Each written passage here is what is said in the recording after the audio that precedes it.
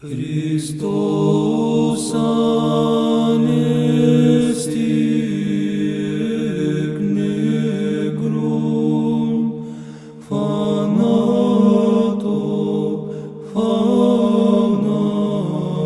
Because Marxism, what it has going for it is democracy with a small d. That it preaches this radical equality among human beings, or it purports to.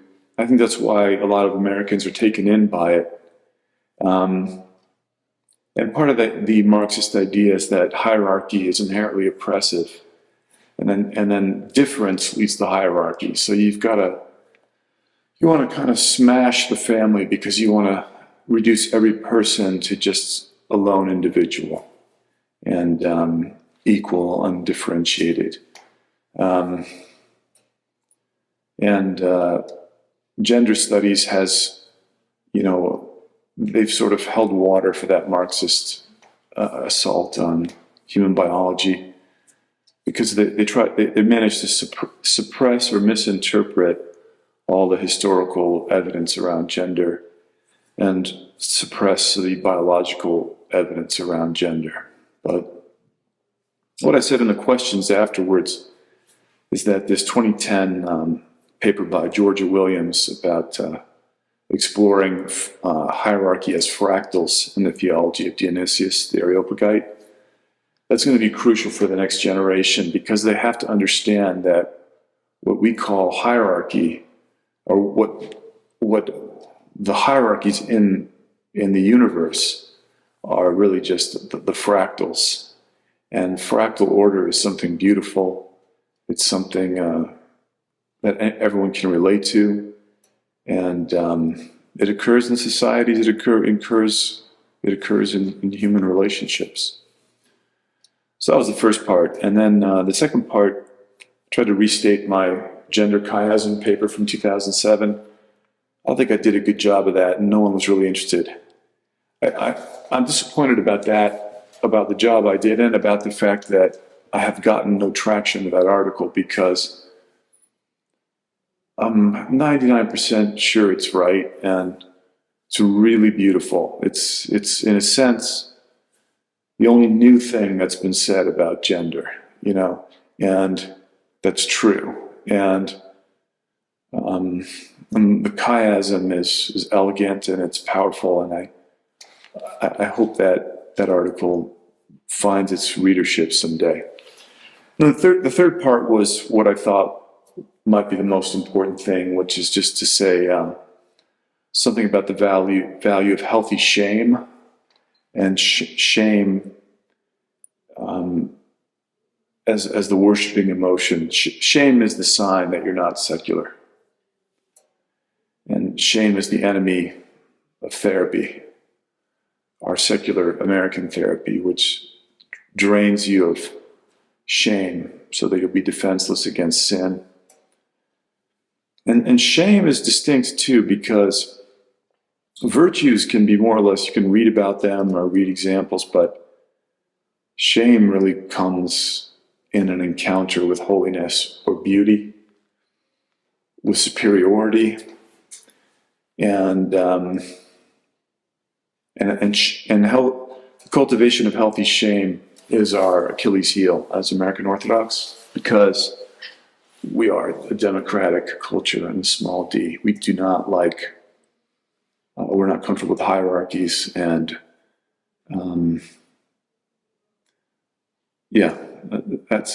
it's the shame thing that to understand the gradations of that. I mentioned the Pskov Caves School, which is a fictional school I invented for the purpose of the paper. Basically, it's just, I know that at Pskov Caves they kept this vision alive, but it's not like they're discussing it, as far as I know. I've never heard anyone there give a speech about shame, but my spiritual father is he's the spiritual son of that community, although he's a married priest in Moscow, and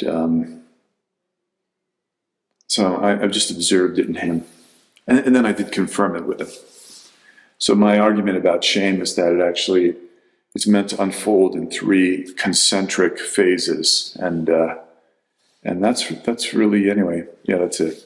Yeah, so I think, you know, these days in any ethical discussion or in any kind of discussion about social facts, you know, you're trying to have a rational discourse, and people trot out pain. You know, that's kind of going to trump what you're saying if someone's suffering based on your view. And I don't think that's completely bad, really. But I do think you have to be fair about it. You know, you have to look at all the people who are suffering in any situation. And when I'm training, you know, future priests, I try to emphasize that. I don't know if it comes out well enough, but look at everyone who's hurting in a situation. So now, you know, we're in a situation in the United States, maybe Canada too, where young men are falling behind. And but the older generation is stuck like a broken record on, you know, what were the problems of their youth, where women were really, you know, their talents were being, you know, marginalized. And, you know, that's a shame to, as an academic, it's a shame to spend your life, you know, stuck on the previous generation's reality. I mean, just wake up. But now, you know, the young men are really suffering. You know, now it's whites, the only demographic in America whose life expectancy is falling. So I think you do need to talk about suffering. You do need to compare suffering, and you do need to make that a factor in your discussion. And but you need to be honest about it, and about everyone who's. So young men are falling behind. You know, in that movie Gran Torino, Clint Eastwood is asking the girl, her parents are from the Laotian highlands of the Hmong people. She said, what are you people about here in America? She said, all the girls go to college, all the men go to prison. And so Jordan Peterson is the only one talking to young men directly, I think, and saying at this moment of their confusion and their meaninglessness, their drift, giving them a kind of a description of the situation and some new ways of thinking about it. Beyond that, I don't spend a lot of time with Jordan Peterson. I don't really, maybe that's a mistake, you know, but just other things to do, and I don't really read a lot of his stuff or watch his videos. I mean, I just got other fish to fry. Certainly he's not, as far as I know, a Christian or an Orthodox Christian, but he seems to be helping a lot of people kind of recover some hope. I mean, that constant message that men are bad or that whites are bad, I mean, that's 50 years too late. You know, when I was in high school and in the 80s, you know, and then we couldn't get a national holiday for Martin Luther King, you know, I was into that. But I mean, that ship is past, and you know, now everyone's hurting, and everyone in that younger generation is ready to build something equitable. I blame Robert Bly. He used to write these books in the 80s about fairy tales, what they had to say about the spiritual journey. And they talked about Jack and the Beanstalk and, you know, trading the cow for the magic beans. And it seemed like a dumb thing, but it was the answer. And there was a period in my doctoral studies where things weren't going well. And I just thought, I vowed that I would get serious and grow up and start working harder and, I don't know, laughing less or something. And I happened to go to the Newman bookstore at CUA campus in that kind of spirit, and I was surveying, you know, all the collection, thinking, you know, there's so many books there.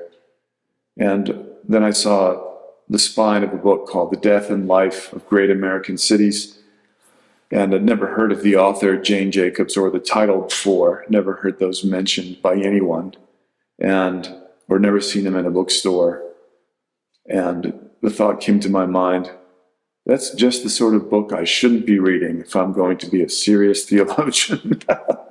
So anyway, I bought it, and that was so much for trying to be a serious theologian. What happened in that book is that Jane Jacobs wrote in 1961, living in New York City. She diagnosed what is fundamental about order in a city, and it's a very readable book, beautiful American prose. People from the streets, and just she has a beautiful way of expressing herself.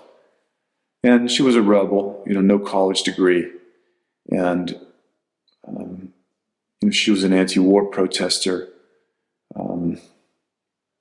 Anyway, I read that book, and then I started to read other books by her, realizing that these were the best things about economics and social policy I'd ever seen. And I really fell in love with her as a person and as a thinker. But then it was maybe 2-3 years later, that I think it was 3 years later, during my doctoral comps, when it was a tough question and I didn't know the answer, and I thought 5 years of my PhD program were up in smoke. And suddenly I just had this flash of insight about the death and life, and how it related to the work of Catherine Pickstock, book after writing, and how it related to certain other people I'd been reading in theology. And even then, I didn't quite get it. It was a few months later, I was going back through Death and Life, and I finally saw the title again, and I realized that she had, in that book itself, in 1961, she had described cities as if they were kind of vast liturgies, a work of the people, cyclical, open to surprise, open to the unknown, created by the plans and efforts, coordinated and uncoordinated efforts of many people. And that was a breakthrough for me. So I wanted to write about my dissertation about that, and I did. And then other things about her significance I discovered later on. Yeah, so I went to my dissertation director, and I said, I have the Orthodox successor to liberation theology. I said, but in my case, the economics will work. And so we started talking. I mean, there's some more drama to the story than that, but she just said, okay, look, you're gonna write your dissertation about Holy Week. And the title of your dissertation will be The King Returns to His City, an interpretation of the Great Week and Bright Week cycle of the Orthodox Church. And that's exactly what I did. And she said, and you will go to Patmos for Holy Week, which I also did. So looking at, once I understood that heaven, once we all know that heaven is a city, and a city that is a liturgy, then you come back and read Jane Jacobs and the description of cities as liturgies, and you realize you're onto something big, even if you don't know what it is. And I think in the fall of '99, just a couple months after meeting with my dissertation mother, at her direction, I wrote a letter to Jane Jacobs, and I said, this is what I think about your work. And she wrote me back, and she said, you're the best interpreter of my work that I'm aware of, and you're making me see the true meaning of my own work. So that obviously started a relationship between the two of us that lasted until her death. And a lot of good things came out of that relationship, I mean, for me intellectually. But yeah, I aspire to be Plato to her Socrates. She really is the one. And she went on to try to reinvent the science of economics, which she did. And so my dissertation has a lot of things in it, not as so much of the urban planning piece, but it's a dissertation about Holy Week, an encounter between a king and his city, the political order that implies, as I mentioned in my talk yesterday, the ideal political order for Orthodoxy is a republic, but not a republic in the sense we think of it, but as a situation where the government is married to the people. It does not take them for granted or abuse them. And there's a kind of co-equality there. And I wrote about that. In the final chapter, I summarized her economic work, and I said that she doesn't realize it, but she has replaced Adam Smith as the founder of economic science. That's true. That's the case. And so I sent her a copy of my dissertation, and when we met again, and based on that chapter, she decided to write a book that was never finished, or hasn't finished yet. At the time of her death, it wasn't finished, called A New Hypothesis. She could have, at that time, in the light of my dissertation, she could have written The New Economic Science. And she didn't, because being Jane Jacobs, she was distracted by the fact that she was discovering new things as she put everything together. So she replaces Adam Smith because she's the first person to define economic development in a meaningful way, and she's the only person really, and that is enough. But what she did in her before she died, in those last months of her life, in trying to write that final book, was she also discovered the meaning of the business cycle. So those two things, she did succeed in that. But it's a sadness. It's some of a sadness to me that is not, people aren't aware of that. So, but either we'll figure the things out she discovered for ourselves, or we'll recover them in her. But that will come out. And because everything she says is so connected with liturgy, it's really Orthodox social theorists should be reading. They should start with her, because then you can, because then you'll have the real thing to analyze, not a false account of economic or social life, but an accurate account, which I think really comes primarily through her. And then it's already very amenable to liturgical interpretation. So the strangest thing that happened was that from my first letter, she wrote back, and besides all this praise, she also said, "You anticipated you said in your letter something I was groping for in my forthcoming book, The Nature of Economy, or is it Nature of Economies? I can never remember. And it took me a long time to figure out what that was, but what she saw is that this is what's crucial, once you see that cities are kind of a subspecies of liturgy, but you also know that cities are an instance of organic or organically complex order, emergent order. In fact, in a sense, they're the highest form, almost the highest form of organically complex order. Well, then you have to ask yourself, so is all complex order liturgical? And what swiftly follows is that you discover that modern science has stumbled into an awareness that we're living in a cosmic liturgy. And you can take that either way. You can take that as proof of God in a way, or you can take it the other way and say, somehow religion intuited that and maintain your atheism.